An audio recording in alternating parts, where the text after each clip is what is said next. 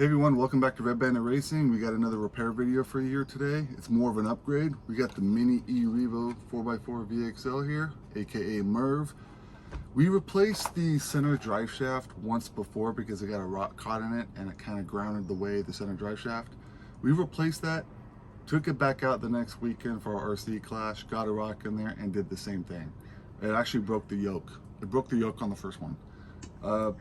I'm not sure if that's common, but I mean, there is gap in there. I don't know if you can see that. I'll show you on camera a little closer. But there's a lot of gap in there. So, I mean, a lot of rocks can get caught in there and it really grinds away that center drive shaft. So what I want to kind of do is do a little upgrade and see if it works. We got here the steel center drive shafts. That's going to be part number 7250R. All this will be in the description. I'm not sure how these are going to fare. There's no boots on them, so they're not going to get torn.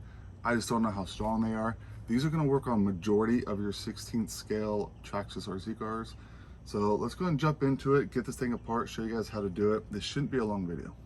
All right, so here they are. I'm going to go ahead and take them out and show you guys what this package is actually going to come with. All right, so it looks like it's going to come with, obviously, your drive shafts, front and rear.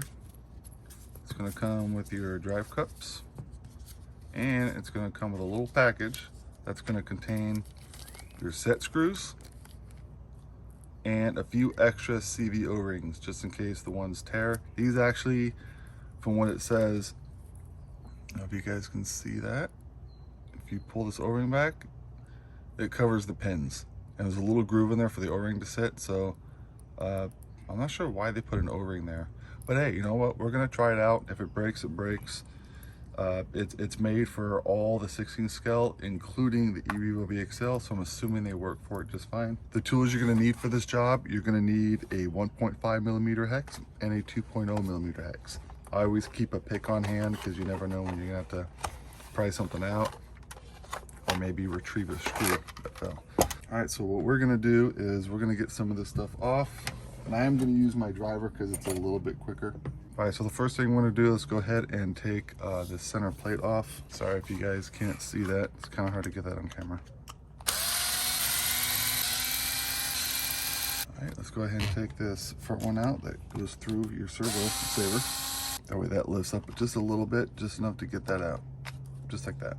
Yeah, I can actually see it right down there where it broke. So let's go ahead and continue on. We're gonna take the front brace off. You can see the rocks falling out of it. All right, pop that off. As you can see, rocks are already starting to fall out of it. And that's kind of what got caught in there and tore it up. I think what I might do is I'm gonna take this arm off. From the servo saver to the servo. Just pop that arm off. We'll just move it aside just like that. So I'm gonna take these pins out right here and the front, just so I can kind of move the arms out of the way so I can kind of show you what's going on. You kind of have to move the whole thing around to get these links off. But it's going to be a lot easier to work on if you go ahead and take this off. So actually what I'm going to do is I'm going to take one side off because it gave me enough room. So I take one side off and just move it aside. And as you can see on this one this time, the yoke broke right there. If you can see that. And that's where those rocks get caught. Or maybe when she hit the fence, it fractured it and she lost front wheel drive. I mean, that could have been what the problem was. So what we're gonna go ahead and do is we're gonna take the back apart real quick. We're gonna take that plate off. Just like that. This one you can access the pin right there, so you don't have to take anything else off on the back. Just take that skid plate off that captures the pins, and as you can see, it's right there. You should be able to get from there. So let's go ahead and start by removing this center drive shaft. I'm gonna take my 1.5. I'll try and stay out of the camera, guys. All right, so I got that one out. Now I'm gonna go ahead and take this one out. Let's find out what this one is. Right there, it just has a little bit of stuff in it. So with these skid plates on here while we're taking this off, it really doesn't stop a lot of stuff from coming in. And once it gets in there, there's no way for it to get out. So it kind of just gets stuck in there and then it tears up your shafts. So I mean, you would think there was a better design. Look how that's worn down. That's all from rocks. So let's go ahead and get this front one taken off. You're just gonna spin these wheels a little bit until you find the set screw and then pop them off. Anytime you guys are replacing these, always replace the set screw. I mean, they're really cheap and it's a lot safer to replace them than to use an old one and they break. So let's get this one out so I can show you how it broke. That's why you guys should have a pick. Go to Harbor Freight or your local hobby store. They probably have these for 10 bucks and you buy a pack of 4. So, but here it is. It broke right at the yoke, just like that. This is the second time it broke at the yoke. Yeah, now that I remember, the first time it did it, it got a rock caught in here. It broke the yoke and the drive shaft had a big groove worn down in it. I'm surprised it just didn't, you know, just didn't cut off from that rock being stuck in there. And this second time, I don't think it was a rock. It could have just been from jumping that fence. And maybe she came to a dead stop when she hit the fence and it shocked the drivetrain. And that's usually what happens when you shock the drivetrain for going full speed. It usually just snaps the pin. All right, let's get our new parts. Let's open up our little baggie here and grab our set screws. They do have Loctite already on, so we don't have to add any. All right, so what you guys want to do is I'm going to put this box down here just to kind of keep the transmission from falling down, because it will fall down because you've taken all the screws out. All right, so the first thing we're going to do is let's go ahead and put on axles first, because the axles actually go on the inside. They go facing the front, just like this.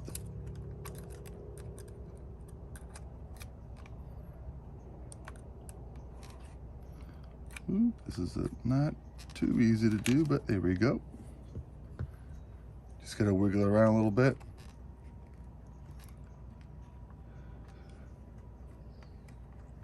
There we go. Sometimes it helps to move the tires around a little bit. Actually, you know what? I completely missed it. There we go. Get that nice and tight.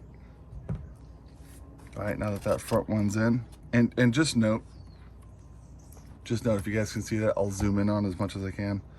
That set screw does go in quite a bit, but it also, if I can get these to turn, it doesn't really, the set screw doesn't recess a whole lot. It does protrude just a little bit. Just spin it around, make sure it doesn't hit anything. It's always a good idea to do that. That way you know you got the right set screw in there, especially for those of you like me who have tons of set screws. I mean, they obviously fit certain models only, but you never know, and you don't want it to be spinning around and hitting other components. You'll end up breaking a lot of stuff. So the next thing we're gonna do is we're gonna put the drive cup in. This is not that bad. Just go ahead and lift this up a little bit. Fit that in there just like that, and then let it drop in there. It's gonna be a little tight. There we go. It's gonna be a little tight. Then just take your pick, kind of turn it and move it. Slide it right on just like that. All right, so let's get our other set screw. See, like I said, it protrudes just a little bit. So I'm not too worried about it as long as it's in there. All right, so far that looks good. If I push the motor in, make sure the transmission's set, that looks pretty good. It does give quite a bit of gap. So this isn't gonna flex a whole lot, so I don't know why they gave it so much gap. I would think they would have pushed it in closer, just because this is the strongest point where it's not gonna spread as to here. But I mean, this is a 16 scale, so I'm not really worried about this thing ruining drive cups left and right. All right, there we go. Gonna use a tire just to help so you guys can get a good view on this one. All right, so like I said, that transmission kind of pops down. You may have to hold it up when you put this stuff in. Just so you guys are wondering how this is going in, the instructions are actually pretty easy. The drive cup on the front is gonna go on the transmission side, whereas the drive cup on the rear is gonna go on the differential side. I'm not sure why they did that. I mean, it kind of just, if you think about it, it kind of just puts it in line with the front. Just follow that. Just make sure you follow the instructions. You don't want to accidentally put this thing in backwards. I'm not sure what it would do. Maybe it's probably going to have a little something to do with the movement of the car. So you don't want it binding up or anything like that. And you're just going to take your drive cup, Put it in just like that. Just throw our set screw in there. Oh, you can't see this part, I'm sorry. I'm gonna get this tight real quick.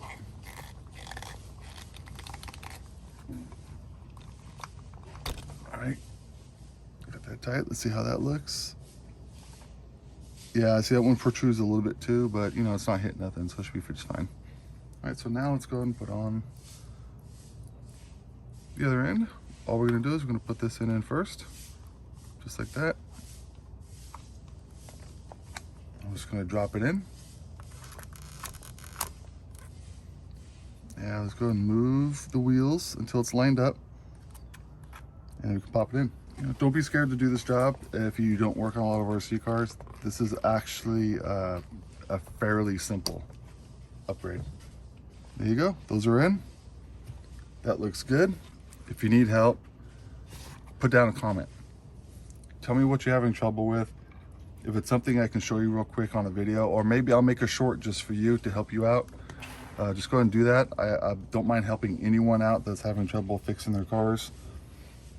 We all need help sometimes, and you know, we're all in this hobby together. Let's go ahead and do the front. So just in reverse order, you're gonna take this guy, make sure the seal's in there, get that on, pop that right in there. And what we're gonna do is we're gonna run this in the clash that we got coming up, so that'll be a true test, because she's gonna be sending this thing off the ramp. So I wanna see how this thing's gonna handle and how it's gonna handle these new drive shafts. So that'll be a really good test. Line these arms up just like that. With the needleless pliers, you can kind of just push it in. Okay, the back ones, it's easier if you lift the arm up. Let me see if I can show you guys this. Lift the arm up, get the pin started, and then push the pin in, because you're not gonna have a lot of room with that servo right there. And then you should be able to just push the pin in, just like that. I like going front to back like that because it captures those pins, and you push them into the other pins, just like that. So now what we're gonna do is we're gonna take our center plate right here. I'm gonna drop that in there. Now you're gonna take your 2 long screws, or they're gonna go in the front. And then I'm gonna go and put in the rest.